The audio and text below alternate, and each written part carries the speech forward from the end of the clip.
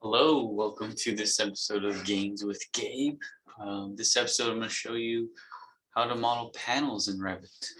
So as you can see here, we have kind of different panel conditions, different joints. So what we've done is we've created a flat panel, and I'm going to show you how to actually use that in Revit.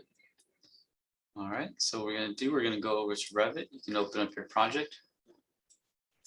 And what we want to do is go to a level, go to the level that the panels are going to be on.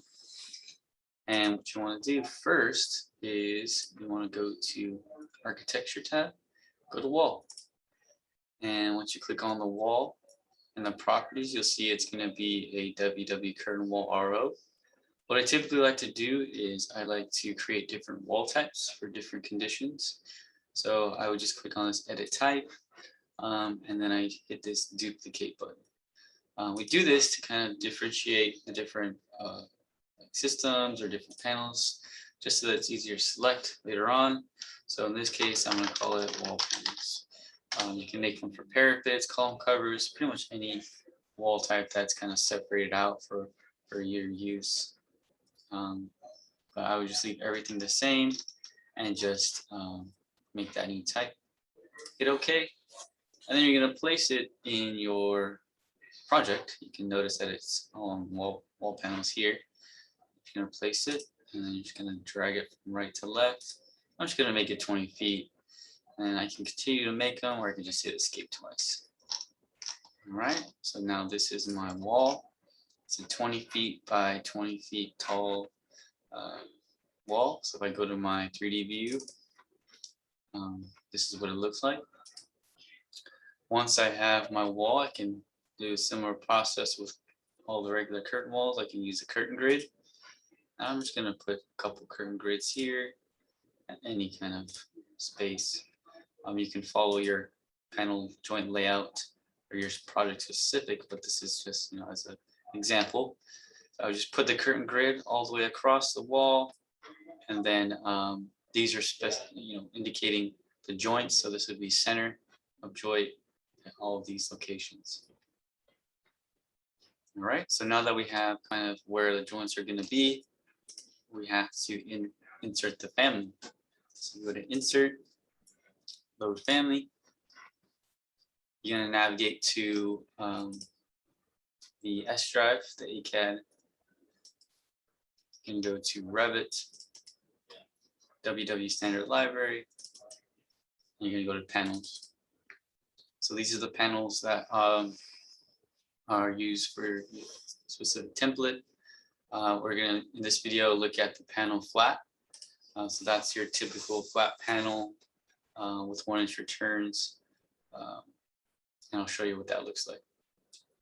So if you go to hit open, it's going to load into your project and say these are all going to be specific, the flat panels. I can just right click on the wall, select panels on host, and change this system panel glaze to this panel flat. And as you can see, it switches it out, and they're all been infilled in there. And if I go to the back, you can see that it's painted. This is used for the Takeoff program to not pick up this back face. So that's how you know that's the back, and this is the front. All right, so if I tab in, if I hover over the bottom of the wall or like somewhere near the grids and just hit the tab button, you can tab and select a specific panel. Looking at this panel, this specific family itself, we have some joints. So you got top, bottom, left, and right. So by default, they're 1/4 inch on all sides.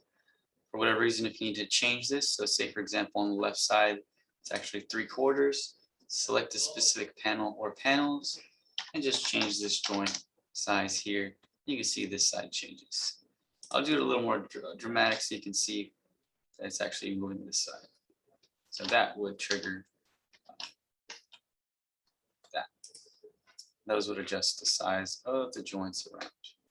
And again, remember, it's from the center line, so 1/4 inch on the left, and then if I tab in here, it's 1/4 inch on the right. So with both of those, I'd be a 1/2 inch joint. Same thing at these horizontal joints. Since I have this selected, you also notice that there's a panel material. By default, it's the WW aluminum panel P1. So if you need to change that, again, you can change the material. But if you make a new one, just remember to include the panel type as P1. All right. There's also some offsets and thickness you can change, but by default it's set to 0 and 1/8. It calculates kind of some data for you. So unit width would be center line to center line. And then net panel width would be the deduction of the joints. So you got a 1/4 on this side and 1/4 on this side. So that's a 1/2 inch difference between the unit width and the net panel. Same thing with the height. So you got 4 feet and then you got 1/4 inch on both sides. So that'll be 3 foot 11 and 1/2. It calculates the area, and then these are the same as the unit height and width. These families also include panel data for the panel team. So all of these that say panel are what the panel team uses for the takeoff. The only one we need to actually input is the panel elevation, which I'll show you that in a bit. But essentially all of these don't have to put anything in there. By default, panel rotation will be 0, which is fine. Just leave it how it is. And then the other option for each of these is the corners. Again, I'll talk about that in a second. That's kind of the idea. You create a wall with the curtain grids, place the flat panel, and as you can see, there are actually no returns. The way the takeoff program works, if it's a 1-inch return, or if the return is touching cock joint, we don't really take those off. It doesn't count as a bend because the panel team actually adds that on their end. So this is just a regular flat panel, no returns on it. So that's another thing to note. All right, so for example, say you want to change all of these to 3/4 joint at the bottom. Easiest way to do that is to tab into one at the bottom, click on it, right click, select panels on horizontal grid. That selects all the ones on the bottom. You change this to 3/4 inch. Now it moves all of them up. You can do the same thing vertically, tab, select panels on vertical grid, selects all these, and then I can see it's blank. It means something's different about it. So this one has 3/4, but this has a 1/4 on the bottom. So that's why it's blank. To the left, I actually want the left side to be 3/4 as well. And then I can see that it moves this side. So do the same thing on all the sides that are different joint sizes. Quick little tip there. So once you have that, what we want to do next is we want to put the panel elevation. So in order for the takeoff program to read it, for the panel team to get the correct elevation, we need to go back to that elevation number, the panel elevation, and put something in there. So again, the easiest way to do that is to click on the wall, right click, select panels on host.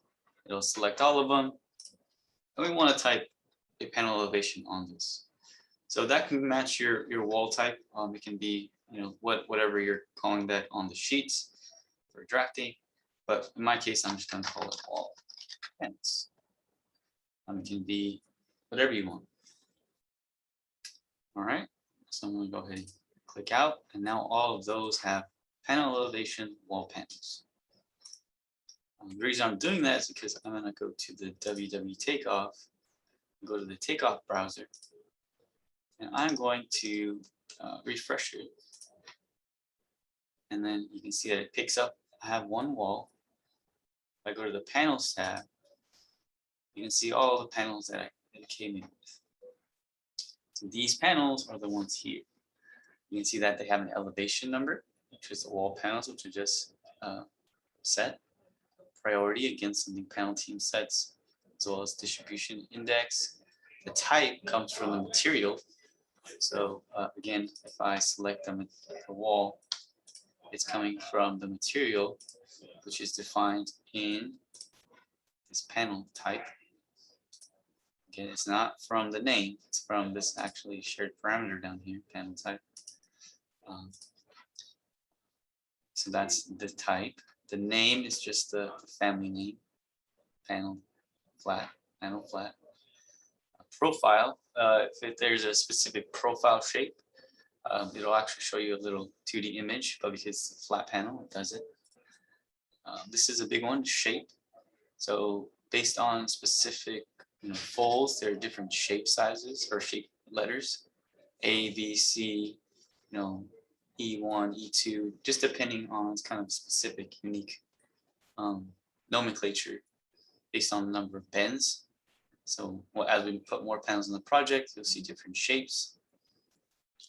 Description will tell you if it's flat, or if it's triangle, or if it's some other weird shape. You should put that in there.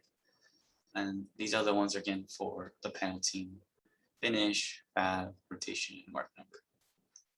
So the biggest thing for us is to see which shape styles we have, and we have just the A, which is good. All right, so that is how you kind of check it to make sure that you have the right shape in there. And one thing to note also is if there's any corners. So let me go back to my diagram. Okay, so kind of two styles here. We're going to look at this style first. So in this style, we have a panel with a joint at the corner. And as before I move on to that, as you may have remembered that there are no returns on the panel in Revit. So my dimension point is going to this panel dimension right here, where this bend happens. So that's what the panel team is going to get, which is perfectly fine. Same thing at the sill, panel dimension goes to that point, which is where it returns. All of these as well. All right, so that is how those flat panels work. But if you have a corner, the panel team is actually looking for where this intersection happens between that dimension point at the corner to that apparent intersection of this bend and the flat side, rounded to the nearest 16th. So they're looking for a 3/8. So this is actually already included in the family. It's just a checkbox you just need to check if it's a corner. So let me go ahead and create another wall to kind of show you what this looks like. So if I zoom in here, my panel, if I make another wall, keep it on wall panels, and I'm just going to make a little return here, connect them, and then I'm just going to change the 3D scene. So this looks like. I'm just going to change this to the flat panel flat, and then go back to corner. So you can see by default, let me just show you what that size is. So by default, it's a quarter, because that's the joint size that we are putting in the properties. Putting a quarter on the right. If it actually is a corner with a joint where it has the return, you would need to click on those panels. So for example, I would have to click on all of these panels. So I'd click on one, select panels along the vertical grid, and I would need to check the outside corner right. Just depends on what type of corner it is. If it's outside, inside, left or right side. So this is outside corner right at a 45 degree because it's a 90, so half of that. I would just check that, and then you can't really tell too much, but if I go back to this, I uncheck it, you see it shifts it over. So it shifts it over, And this is the 3/8 that we were looking for in this detail here.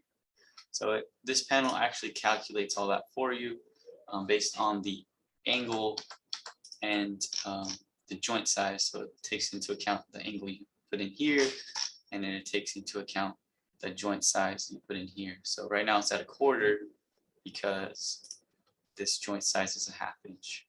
So it's 1/4. So you just got to remember to check those at the corners. So if I would come here, check this, it's a 1/4 inch joint, outside corner left, and moves it back. That'll give panel team the correct point that they're looking for, which is that point. All right. That's the basics of the panel. Again, no returns to make it easier on everybody. Everything's already painted, so the back should be painted.